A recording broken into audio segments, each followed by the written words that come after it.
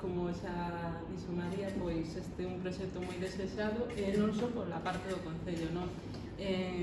Teño que decir que cando eu era unha estudiante de deseño gráfico, pois un dos soños, non, que daquelas non xamais imaginei que podería levar a cabo, era precisamente facer ou crear a marca do teu pobo, non? Do pobo que estás arraigada encima. Pois uns anos despois aquí estou presentando esta marca, non?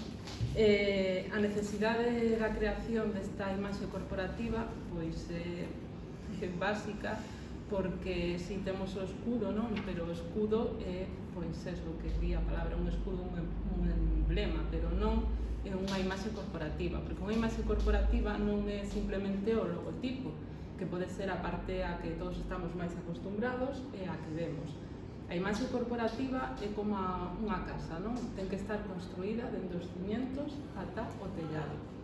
Que quere decir isto?